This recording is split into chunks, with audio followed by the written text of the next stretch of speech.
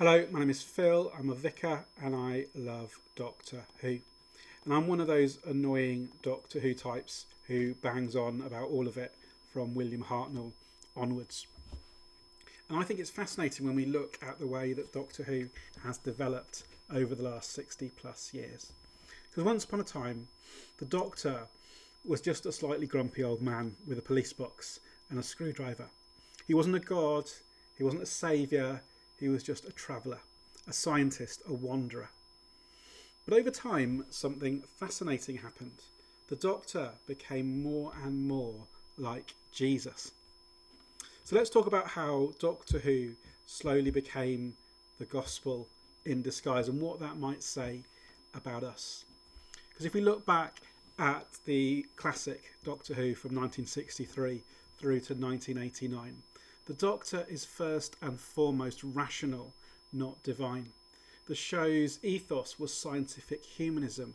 If you look at all those first 8 Doctors, William Hartnell, Patrick Troughton, John Pertwee, Tom Baker in his madness, Peter Davidson, Colin Baker, Sylvester McCoy and even Paul McGann to an extent, they were all the cleverest person in the room and always ready with a piece of techno-babble to fix everything and scare the monsters away, because the Doctor didn't save souls, he solved problems.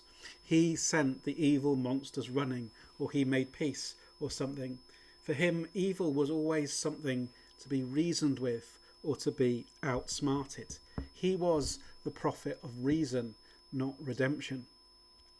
But after its break, when Doctor Who came back in 2005, the Doctor becomes a bit more like Space Jesus. In that revival under Russell T Davies and Stephen Moffat, everything changes.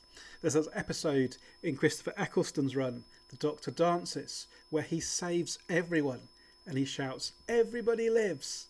That's kind of resurrection language, isn't it? And it becomes even clearer with David Tennant. The Doctor's literally called the Lonely God and he dies to save others. That final scene when he has to regenerate because he saves Wilf.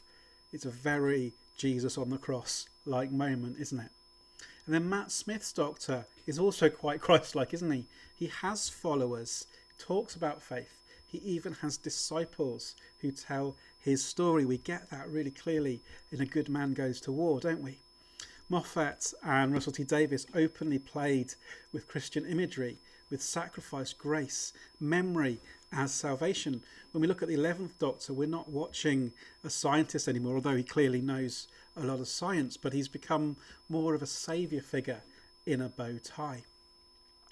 And I think that shift that we see across those 60 plus years kind of mirrors maybe a cultural shift in our society.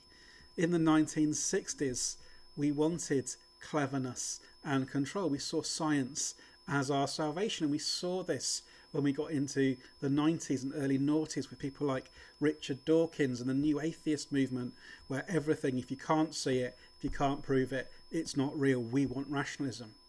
But that faded away, and by the noughties, we were in a place where actually just knowing stuff wasn't enough. We needed meaning and we needed mercy. We needed someone who could forgive, who could heal time itself. And I think the Doctor starts to mirror our longing for redemption, not just explanation. Because actually, he becomes a Messiah. And deep down, I think we all hope a Messiah exists because we want to be saved. The Doctor can never truly save because he keeps dying, regenerating, failing and running. His salvation is always temporary. His peace is always fleeting. He's a bit like a cosmic Kenny from South Park. Remember, they keep killing Kenny. And in that sense, he's a beautiful counterfoil to an echo of something greater. He's the man who dies to save the universe, or the companion, again and again.